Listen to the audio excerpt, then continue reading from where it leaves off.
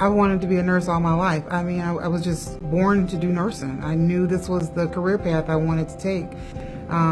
Holding someone's hand, listening to their story, being a sounding board for them and advocating for them. There's no greater profession than to be a nurse and care for people.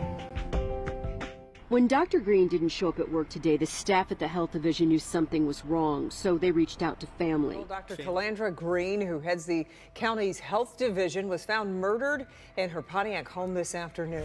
Y'all don't even know how much this means to our family. Y'all don't know. I didn't know how my sister affected everybody. There were people crying in the beauty shop, people crying at the eyebrow shop. I didn't know that. I knew she was mine because she was my best friend too.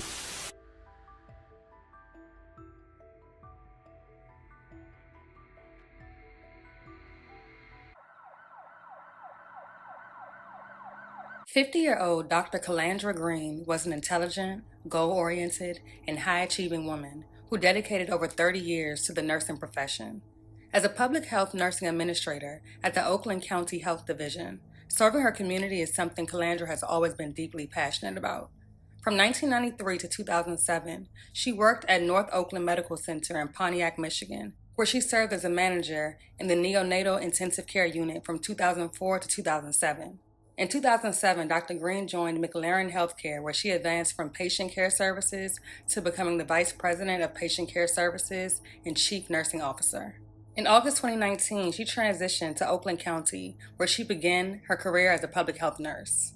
When the pandemic struck in March 2020, Dr. Green became the Oakland County Health Division's Quality and Process Improvement Supervisor.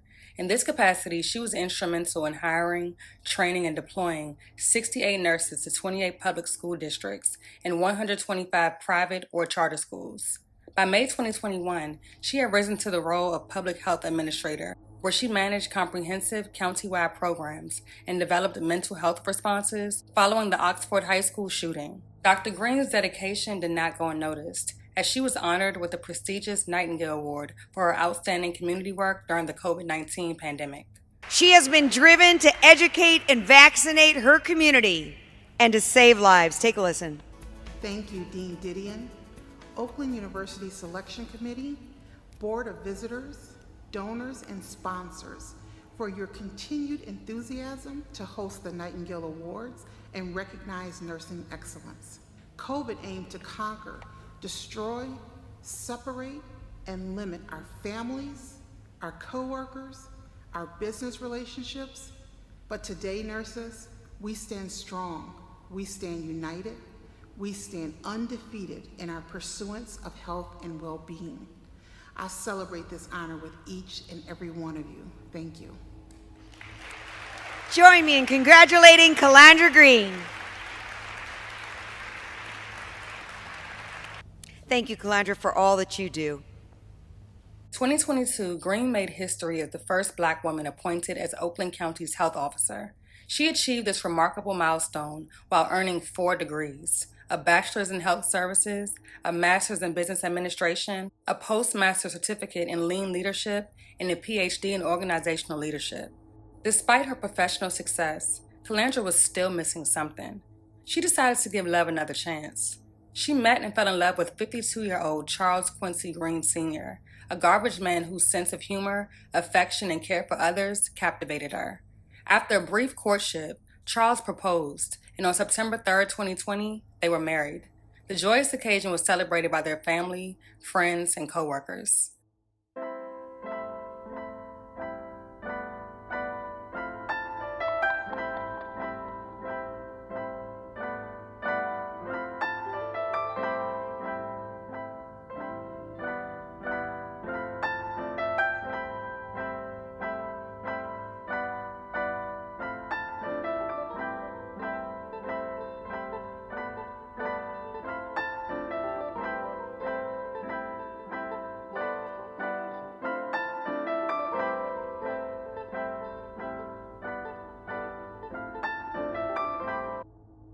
Things were really going well for Calandra. She had a career she enjoyed, wonderful friends, family, and she finally found someone to fill that missing piece of her life.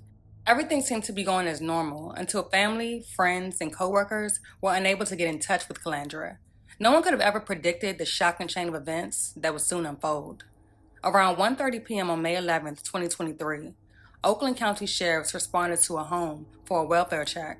Upon entering the home, they would find an unresponsive adult female and an adult male. Family members went to the home, started to walk into the house. It didn't look right. Smartly backed out, called 911. We immediately responded, made entry into the home, and found 2 individuals deceased. The victim was identified as 50-year-old Calandra Green, who was sadly pronounced dead at the scene after succumbing to a gunshot wound to the chest. Not far away from her also lay the body of her husband, 52-year-old Charles Green Sr., who was also pronounced dead at the scene after a gunshot wound to the head. Truth is, after just 3 years, the couple's marriage took a dark turn. Calandra was no longer happy, as Charles had transformed into someone she barely recognized, argumentative, angry, and controlling. Calandra, naturally a determined and ambitious woman, refused to let Charles hold her back.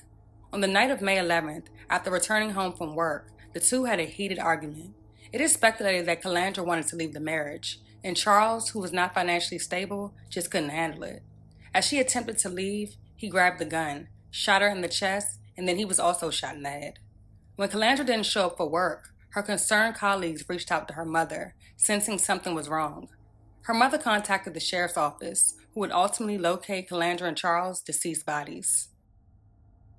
Dr. Green and her husband Charles. Sheriff's investigators say it appears to be a murder-suicide, but say autopsies and other crime scene data collection here will be critical. It appears that our female is the victim and a male individual was the perpetrator. Again, that's still early. Family members I spoke to off camera at the home are in shock and trying to process this. When I reached out to County Executive David Coulter's office tonight, they too are having a hard time processing the news. Just 3 days after Calandra's tragic and untimely death, friends, family, and co-workers gathered for a candlelight vigil in front of her home. Her heartbroken daughter and sister, those struggling to find the words, stood proudly in honor of the woman who meant so much to so many. The vigil held on Mother's Day marked a day that would never be the same for Calandra's daughter. Now, those left behind are haunted by unanswered questions and the agonizing what-ifs, wondering if there was anything they could have done to prevent this tragedy. All they have left to hold on to are the memories. As it turns out, as you said, investigators determined that she'd been shot in the back and that she'd been shot by her husband, who shared the home with her. So 3 days later, I should say, on Mother's Day, family and friends gathered to honor Calandra, who everyone says was the most amazing, kind-hearted, awesome person.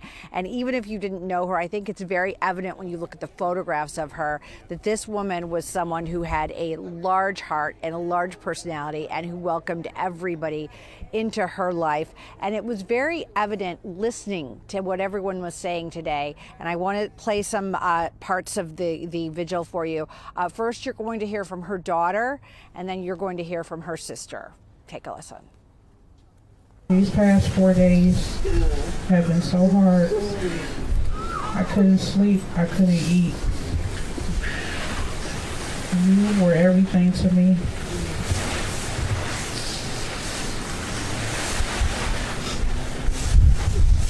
I love you so much. I am staying strong and staying brave for you because I know you will want that. No one will ever truly know what happened inside of that home that afternoon. Either way, Calandra didn't deserve what happened to her. Prayers to her friends, family, and co-workers. Rest in peace, Dr. Calandra Green.